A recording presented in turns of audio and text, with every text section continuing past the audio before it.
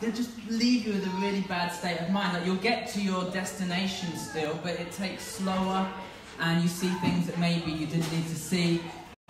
And they're frustrating. Detours are frustrating. I remember back before I had my smartphone, now I've got a sat-nav and literally everything I could want on this, but back before then I used to use this website called AA Route Finder. Anyone else with me? Yeah? And you would put in your address, and then you would search for it, and it would give you a list of instructions like turn right after 100 yards, turn left after 2.7 miles. And you would have to guess and hope and work this out the whole journey. So I print it out on paper and I put it on the seat next to me and trust that no police saw me reading the paper while I'm going down the motorway at a very reasonable speed. And I remember one time I was going to a conference in Eastbourne, and it was quite far away, and I was following my instructions, and I was about 5 miles away from the venue when all of a sudden in the middle of the road there was a sign, diversion, and an arrow pointing to the right, and I suddenly realised, like, my paper was not going to be any good for me after this point. So I follow this diversion, and I'm starting to stress out in my head. You know, I'm getting really frustrated because I have no idea where I am anymore. I have no idea where the venue is, and I have no idea how to get back on track. So I'm just guessing. I'm just choosing random roads that I think might look good. And I start to do that thing where you personalise it. Like, why would they do this to me? How dare they? Didn't they know I would be driving on this road on this day to this location? And after about an hour of just driving around and swearing to myself in the car, I pulled over and I just stopped, and I thought, this is it, I won't find it. And as I stopped, I looked up and there was the venue sitting right in front of me. I had somehow accidentally arrived. I wish I could tell you that I prayed. I don't think I did, but I got there, and I was in an awful state of mind, and I was frustrated, and I was annoyed. And I wonder whether some of us here today feel like we're on a bit of a diversion in life. Whether we maybe feel like we're on a bit of a diversion with our finances, with a relationship, with our health, or with our spirituality. Whether we feel like we're not where we thought we were going. We had a plan, and somehow we've ended up going off track. And maybe you can't even see where the next road sign is that's pointing you back to where you should be going. We're following a series called Be Strong and Courageous, and this series is all about the book of Joshua. And it's about starting new beginnings in our lives and starting them well.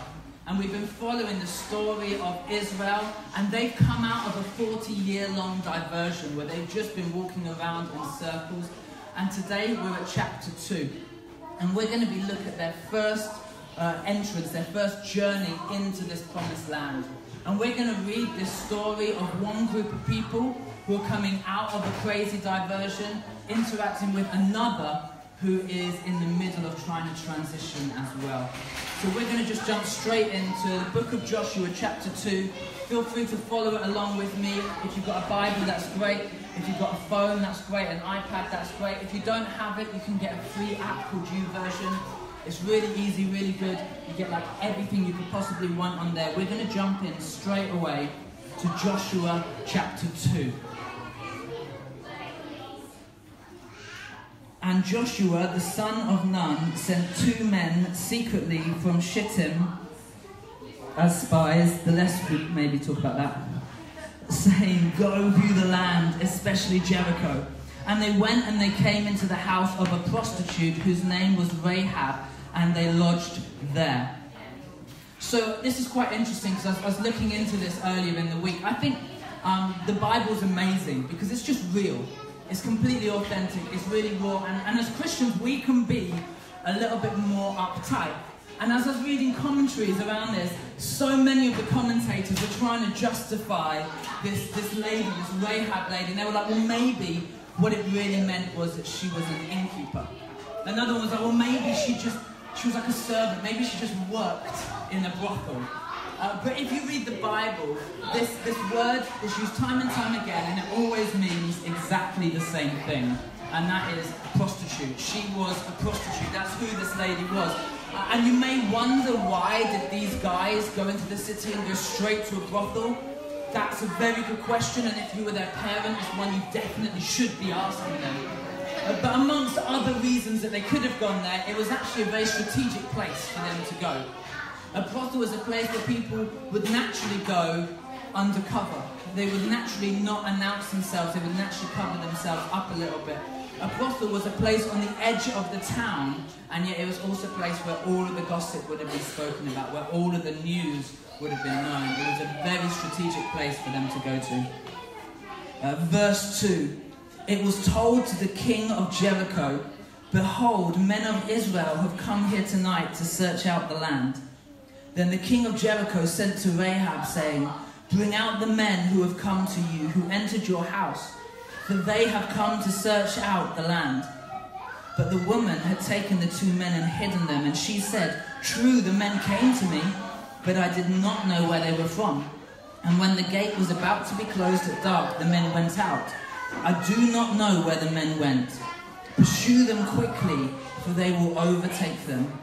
But she had brought them up to the roof and hid them with the stalks of flax that she had laid in order on the roof. So the men pursued after them on the way to the Jordan as far as the fords, and the gate was shut as soon as the pursuers had gone out. So she lies. She lies to these soldiers, and she deceives them, and she sends them in another direction.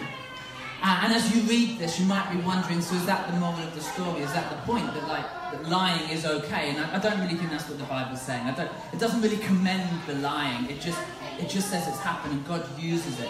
It's much more like in the Second World War, Corrie ten Boom, who would divert Nazi soldiers away from hidden Jews.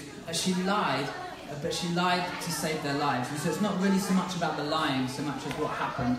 So we're going to look at some truths of this story in a minute, and 2 truths I don't want you to take away is 1, that it's okay to lie, or 2, that it's okay to go to a brothel and sleep with prostitutes. Neither of those are the point of this story. But the next verse, the next passage is absolutely the point. This next verse that we're about to read, this literally puts into context the rest of the book of Joshua. This gives us a truth which we're really going to dig into today, so pay attention to what happens next. It says, "Before the men lay down, she came up to them on the roof and said to the men, 'I know that the Lord has given you the land, and that the fear of you has fallen upon us, and that all the inhabitants of the land melt away before you. For we have heard how the Lord dried up the water of the Red Sea before you when you came out of Egypt, and what you did to the 2 kings of the Amorites who were beyond the Jordan, to Sihon and Og, whom you devoted to destruction. And as soon as we heard it, our hearts melted, and there was no spirit left in any man because of you. For the Lord your God, He is God in the heavens above and on the earth beneath. Now then, please swear to me by the Lord that as I have dealt kindly with you, you also will deal kindly with my father's house, and give me a sure sign, that you will save alive my father and mother, my brothers and sisters, and all who belong to them, and deliver our lives from death.'" And if you read the story, that's exactly what happens, that Israel comes and they take over Jericho. We'll read a little bit more about this next week. But she is saved and her family is saved because of this moment in the story. So I want to talk to you about diversions. We've got this picture, this group who have been on a diversion, and they meet with this lady who is in a situation where she doesn't want to be and is looking to come out of a diversion as well. And I want to pull some truths about diversions. And the first thing that I want us to learn today from this story is that sometimes God will send you on a diversion. Sometimes God sends you on a diversion. We get these verses like we read last week, "Go into the land, and everywhere you step I will give to you." And then we take a step out and we have faith and we're like, this is going to be amazing. It's all going to come together. And then it doesn't. Like you plant a church, or you start a new business, or you push into a new direction of your life, and you're full of faith and you think this is just going to be like walking on water from here on out, as if that sounds like an easy thing. This is going to be amazing. We're just going to go from here. And then it doesn't. It doesn't go to plan. It doesn't work out. And it feels something like God is saying to you, I need you to go over there. And you're like, great, I'm up for that, let's go over there. And then he says, so step here, step here, step here. And you're looking as the direction you're wanting to go in is over there. And yet God somehow leads you in a completely different direction. And it's confusing and it's frustrating.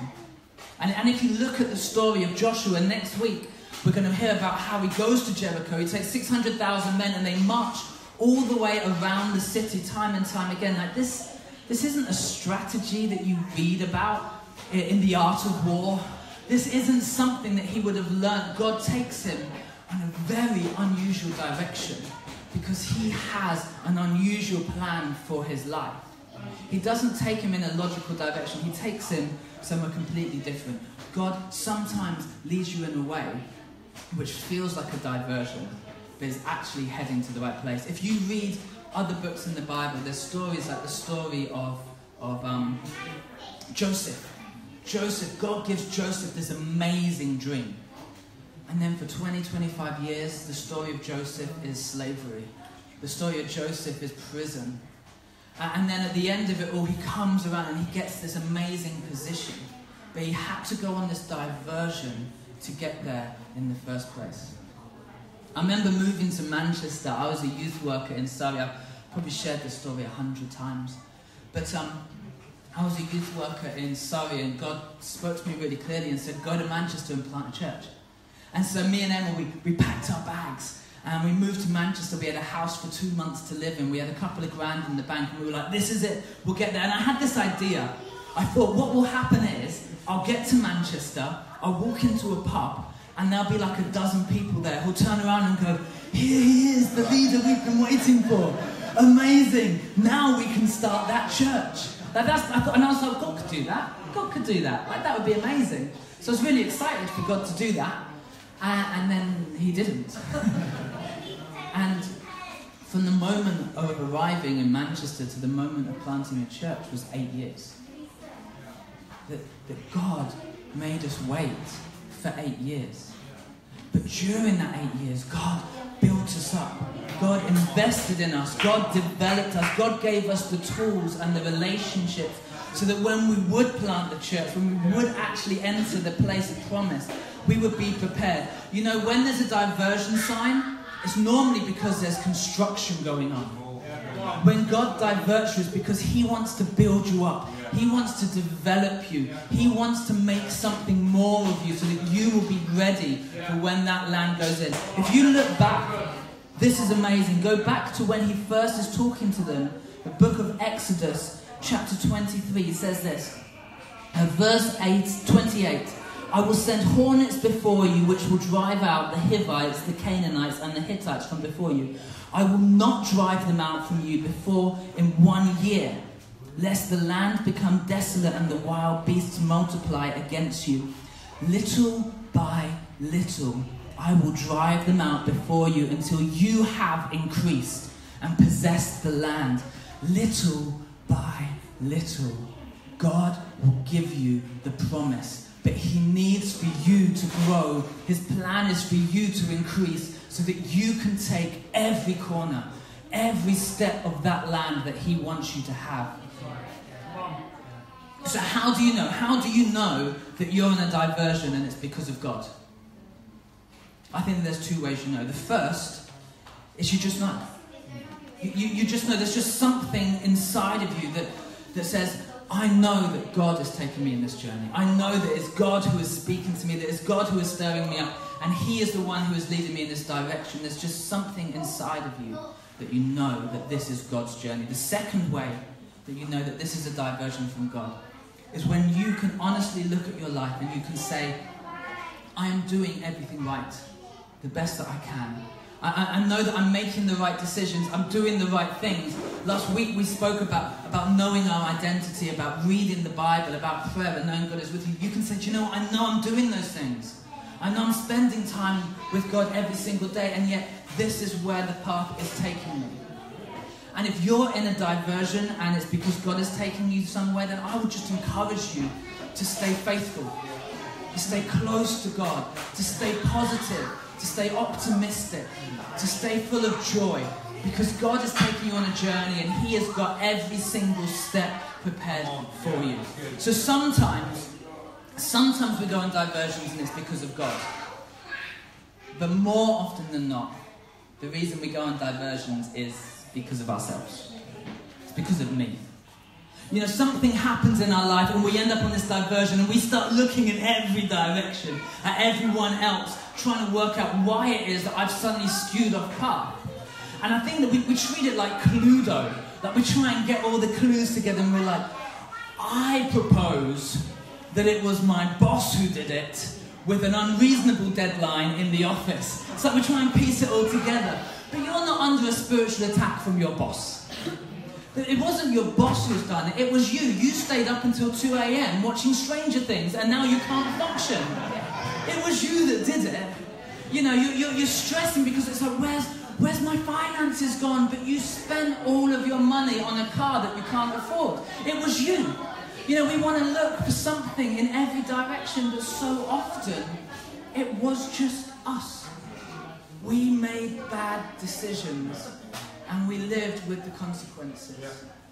More often than not, you're in a diversion because of you. When we read the story of Israel, they went on this 40-year diversion. And the truth was, it wasn't God who sent them on it. It was themselves. It was their choice to go on that diversion. You see, they arrived at the promised land and they sent spies in. And 2 of the spies came back and they were like, this is it. This is everything that God promised us it would be. This land is amazing. But then the other 10 said, but there's a problem. The land is guarded. And if you look at Numbers 13:31, they came back with this crazy report. They said, we are not able to go up against the people, for they are stronger than we are. So they brought the people of Israel a bad report of the land that they had spied out, saying, the land through which we have gone to spy out is a land that devours its inhabitants. Really? It literally eats people. Venus flytraps come. It's like the Rocky Horror. It's crazy. It devours people. And all the people there are of great height. It's like Daniel would be a midget in this land. And then they describe the Nephilim are there. Like these legendary giants are there in the land. This land is crazy. And we seemed like grasshoppers. And so we also seemed to them. Really? So you sent out a survey. And you asked around and you got them to fill out, and the survey came back and every single one said, we think you look like grasshoppers. Really? Is that the truth? What's fascinating is when we read our reading today and we see what Rahab says. She says, I know that the Lord has given you the land, and the fear of you has fallen upon us. The fear of you has fallen upon us. They thought that everybody would look at them like grasshoppers, whereas the truth was that the people in the land were terrified of them because they realized that God was with them. The only thing that was stopping them from entering their promised land was their own insecurities. They believed a lie.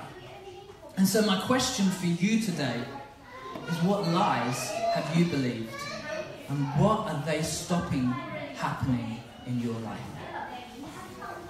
You know, I've believed so many lies in my life. And they've sent me on so many diversions.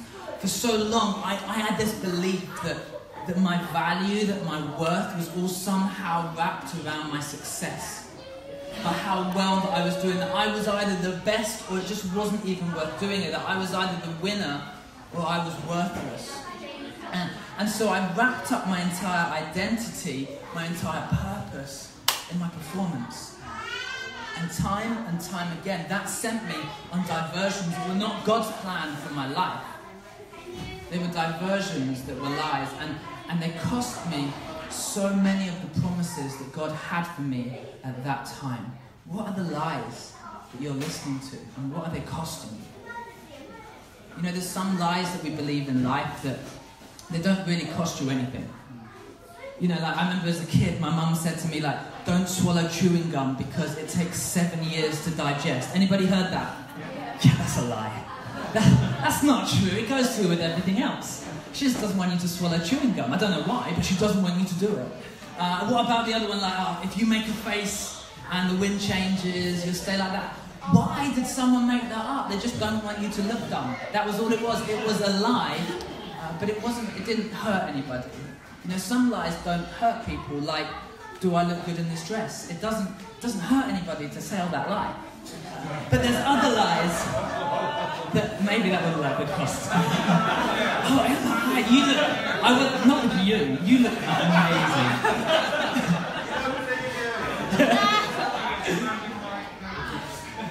Some truths will cost you as well. But there are lies that will absolutely cost you. There are lies that will cost you so much. Like, you don't deserve love.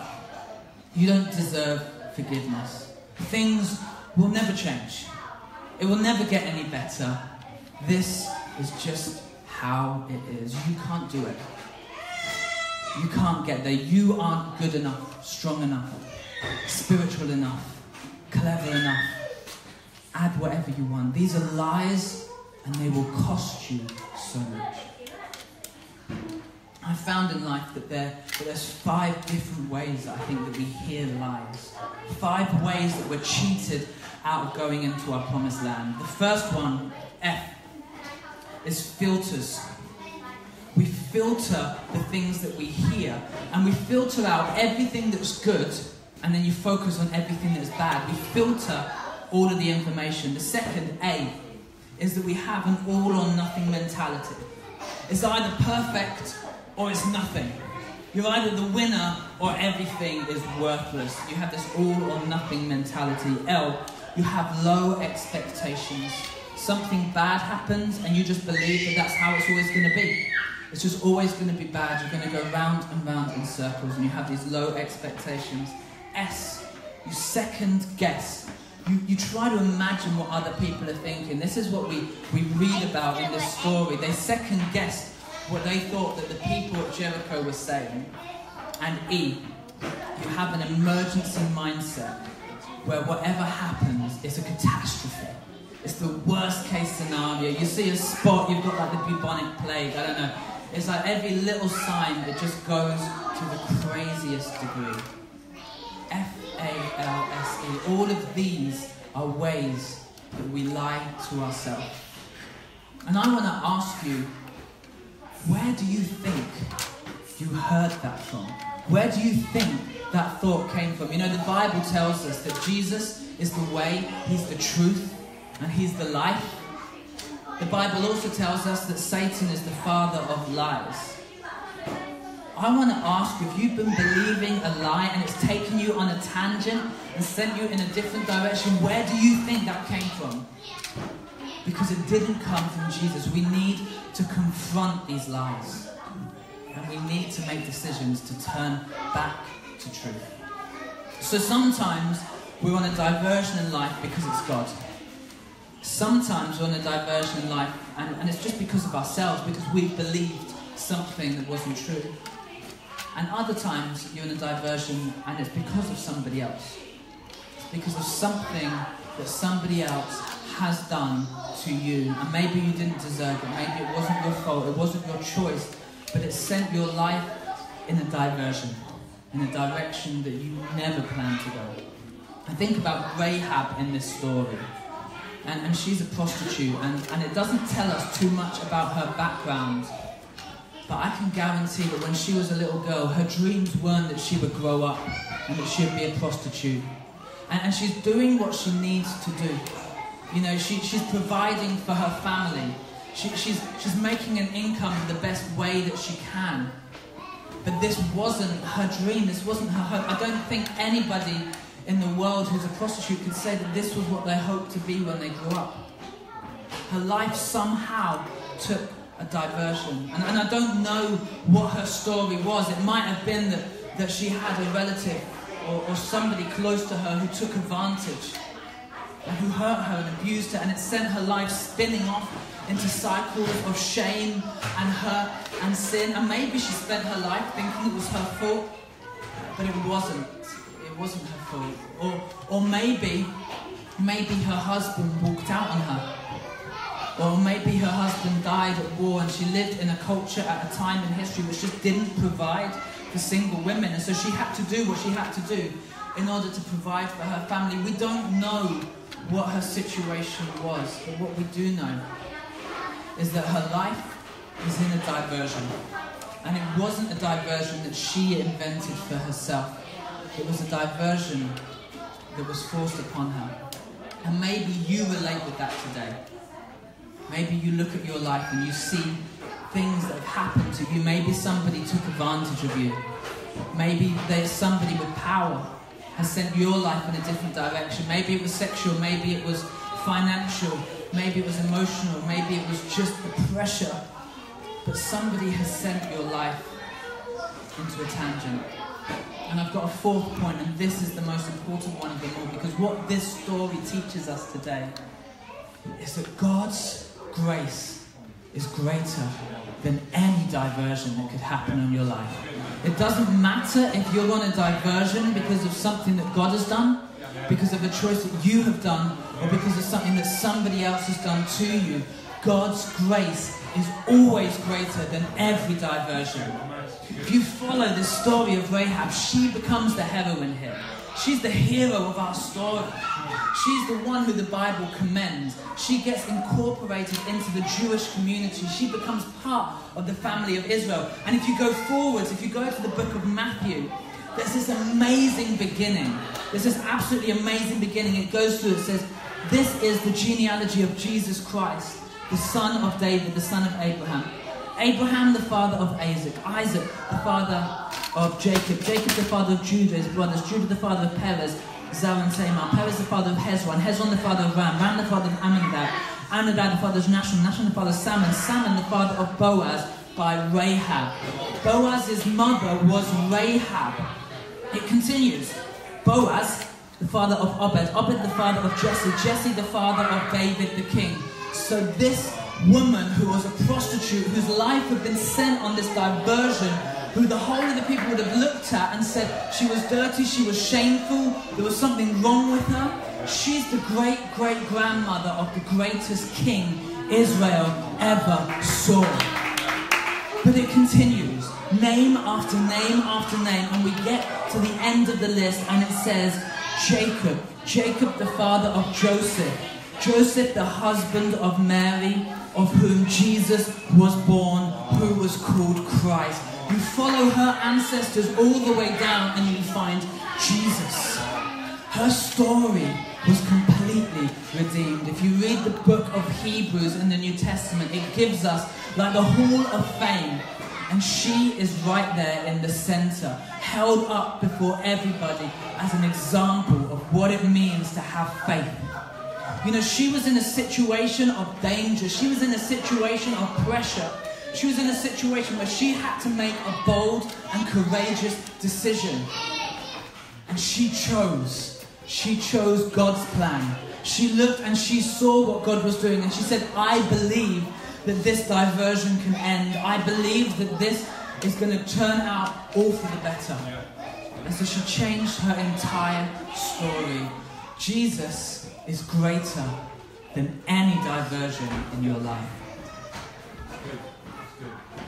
In the book of John 16 it says, verse 33, in the world you will have troubles, but take heart, for I have overcome the world. In this life, you're going to have difficulties, you're going to have pain, you're going to have problems, you're going to have diversions. But take heart. Take heart. The same word as be bold. The same word as have courage. Be strong. Because God has overcome this world. There is nothing which is greater than God. There is no diversion. There's no tangent. Nobody can snatch you from the promises that He has for you. He will use every single step of the journey. In 2 Corinthians, Paul says, I am pressed, but I'm not crushed. I am persecuted, but I am not abandoned. I am struck down, but I will not be destroyed. You know, nothing can take God's plan away from you and away from your life. There is no diversion away from grace. And so, to wrap up today, I want to say, if you are in a place right now which feels like a diversion, if you're looking, you're like, maybe you can't even see that next road sign which is pulling you back on track, I want to give you 3 pieces of advice. Number 1, be faithful. Be faithful. Galatians says, persevere, because the fruit is coming. The breakthrough is on its way. God is leading you on every single step. Be faithful. Push through, because it will get better. Number 2, be forgiving. We read that story of Joseph and you follow it through, and there comes to be this moment in his story where he has found his promise. The dreams have come true. He's the second most powerful man in the most powerful nation in the world. And then the brothers who sold him to slavery turn up. And there's this dangerous, frightening scene where they suddenly realize the power that he now has over them. And he turns around to his brothers and he says to them, you didn't even know this, but God was working through you, and he turned everything for good. He forgave them of everything. Spend a moment and think about the power of forgiveness. What if God could use every hurt, every abuse, every pain, and turn it into something so great, that those people who thought that they were hurting you, what was meant to destroy you, what was meant to just break you, God uses it to promote you. God uses it to build you. God uses it to strengthen you. So there's no reason not to forgive, because God will make everything right. So think about the power of forgiveness. Be faithful, be forgiving. And finally, be joyful. Be joyful.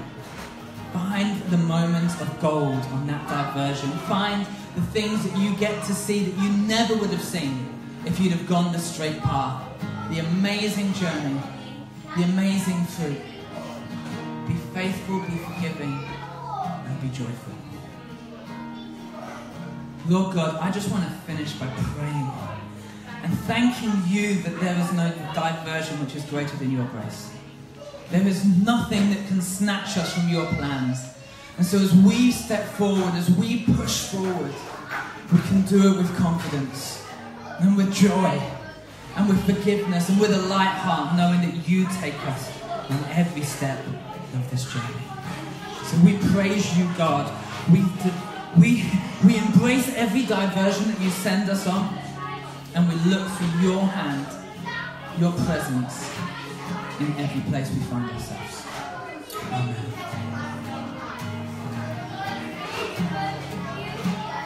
Shall we stand? Shall we stand together and sing together?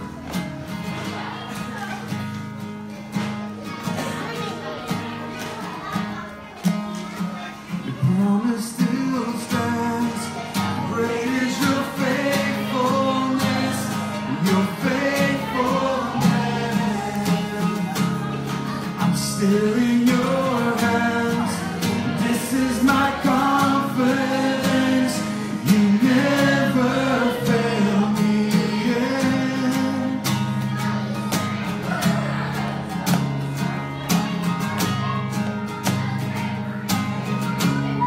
Your promise still stands. Your promise